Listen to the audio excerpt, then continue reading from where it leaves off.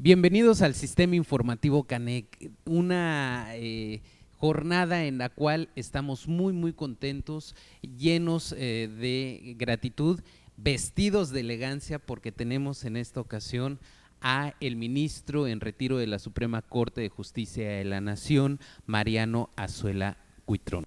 Ministro, ¿qué momento fue el más satisfactorio y el menos placentero en toda esta etapa como ministro de la Suprema Corte? Bueno, se dieron tantas situaciones que obviamente esto me lleva a los 4 años que tuve la satisfacción de ser presidente de la Corte.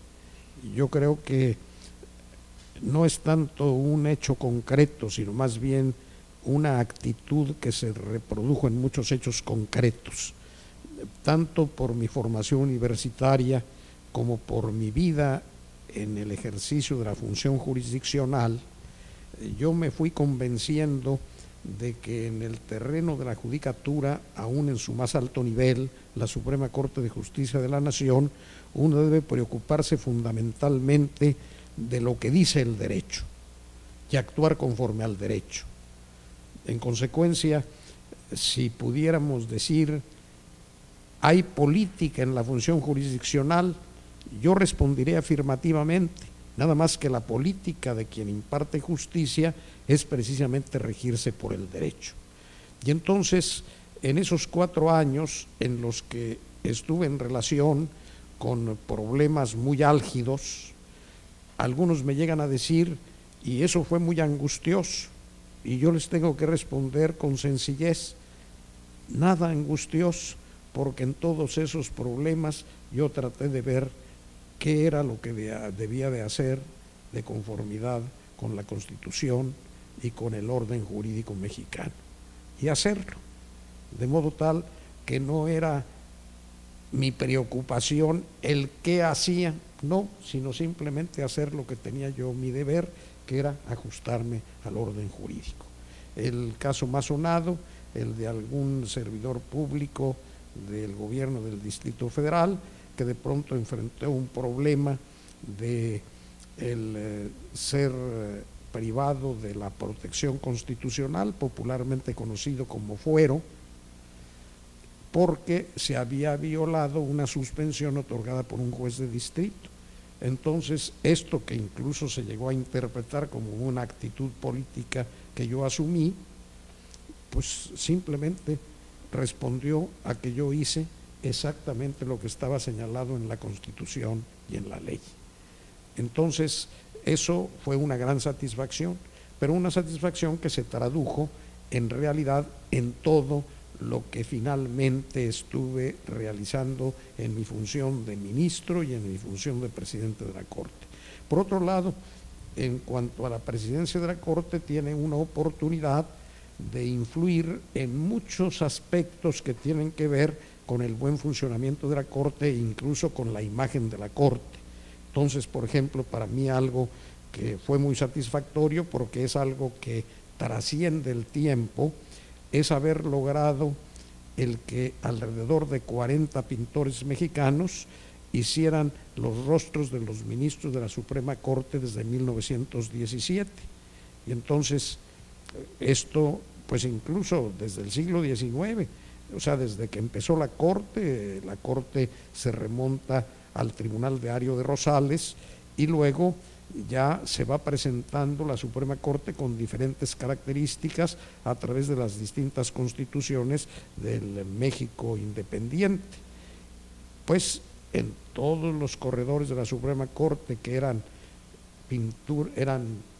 paredes blancas, hoy es una pinacoteca que también permitió la proyección de esa facultad extraordinaria de saber pintar, y que un buen número de pintores lograron presentar los óleos de ministros de la Suprema Corte, y que esto continúa. O sea, ya en la actualidad están los nuevos ministros, quizás faltan los 2 últimos, pero se van añadiendo porque tiende a ser algo que trascienda el tiempo.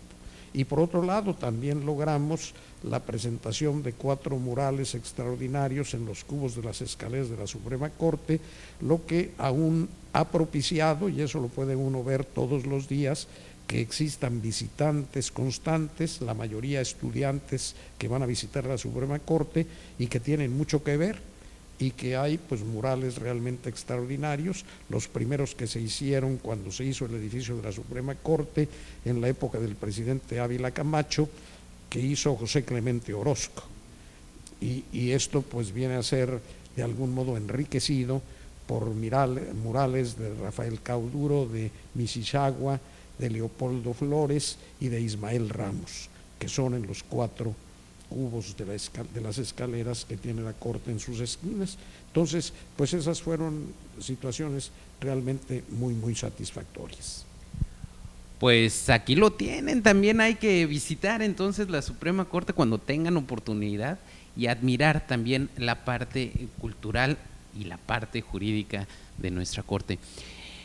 Tocó un tema muy importante, su formación académica, egresado pues de nuestra máxima casa de estudios.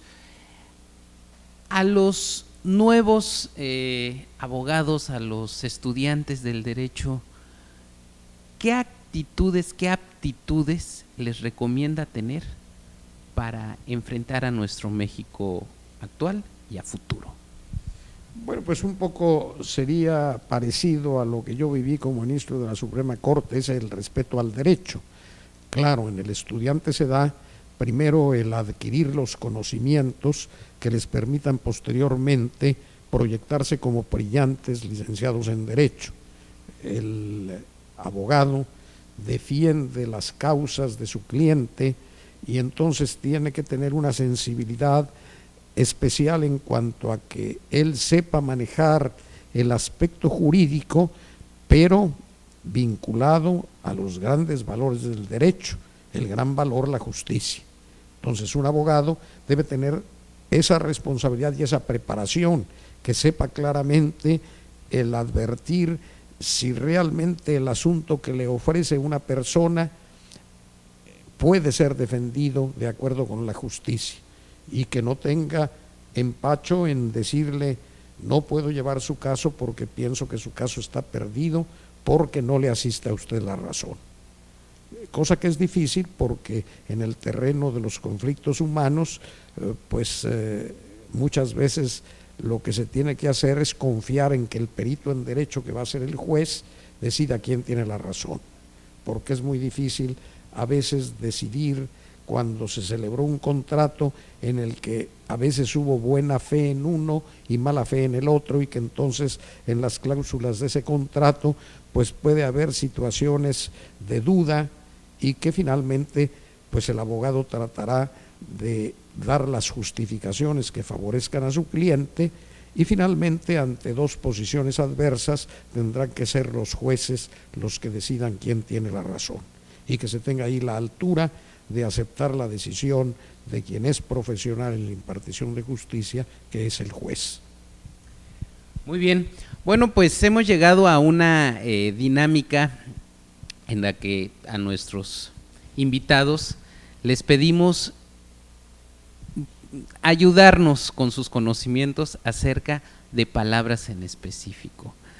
¿Le gustaría, por favor, acompañarnos en esta dinámica? Es una aventura, es un poco un test psicológico, pero con todo gusto a ver qué se nos ocurre en torno a estas palabras. Perfecto. Justicia. Dar a cada quien lo suyo. Derecho. El actuar conforme a la justicia a través de las normas jurídicas vigentes en cada lugar. Educación. El tener los elementos fundamentales para alcanzar un desarrollo de acuerdo con la naturaleza humana que permita verdaderamente fortalecerla, buscando el bien personal, pero sobre todo el bien social. Equidad.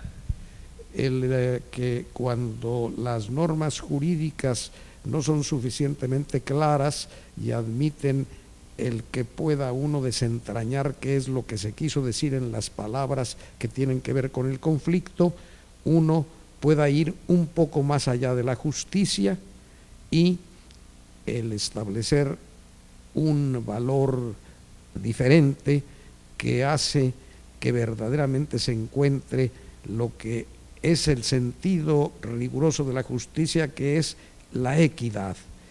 Aparentemente pueden tener razón las dos partes, pero advierto yo que hay algo que inclina la balanza a favor de esta. Entonces hago uso de la equidad. Algo que nos ha estado diciendo durante todos estos momentos: oportunidades. El tratar de aprovecharlas con toda intensidad y sobre todo siendo congruente con los valores y los principios que uno sustenta. Amparo. Institución que en México tiene una gran riqueza y una gran antigüedad y que permite que el gobernado tenga la tranquilidad de que si se incurre en alguna actuación por parte de una autoridad que se aparta de la ley y que se aparta sobre todo de la Constitución, tenga posibilidad de defenderse y obtener la protección por parte de la justicia federal. Familia. Elemento fundamental en el desarrollo de los pueblos y tratándose de una familia genuina, porque en la actualidad se han venido a multiplicar formas de familia que al no responder ya a lo que la naturaleza exige, pues no necesariamente se traducen en bien de la comunidad. Y por último, México. Nación a la que uno pertenece y que por lo mismo lo compromete a hacer lo que estime pertinente en cada momento a fin de contribuir siempre a que sea una sociedad que permita que todos sus integrantes logren su desarrollo integral. Muy bien, muchísimas gracias. Pues para finalizar esta charla, nos gustaría escuchar el mensaje específico para los estudiantes de la Facultad de Derecho de la Universidad Autónoma de Yucatán. Pues que traten de vivir los momentos que exige la vida universitaria, que traten de lograr el máximo en cada una de las materias que tienen que cursar, porque de ello se va a derivar el que sean o personas mediocres en el campo profesional o personas brillantes, y que lógicamente en todo ello tengan la preocupación de encontrar en los valores del derecho el estímulo fundamental que después los hará sentirse muy orgullosos de haber ayudado no solamente a personas concretas en los casos en que los patrocinen, si es que se dedican a litigio, o personas que fueron a un juicio si uno trabaja en lo judicial, y que todo ello va a ir a favor de un México como todos lo soñamos, es decir, un México que no tenga problemas, un México que cuando se presenten problemas estos se solucionen de acuerdo con ese derecho, y que finalmente esto nos haga sentir que hemos dejado lo mejor de nosotros en favor de nuestra patria. Muchísimas gracias. Gracias también a ustedes por estar con nosotros y acompañarnos en esta charla con el ministro en retiro, Mariano Azuela Huitrón, quien estuvo en la Suprema Corte de Justicia de la Nación y tuvimos la oportunidad de tener aquí en el Sistema Informativo Canec. Ya saben, síganos en nuestras redes sociales, Facebook, Twitter, que ahora aparecen en la pantalla. Les agradecemos su atención. Nos vemos hasta la próxima. Facultad de Derecho con paso firme.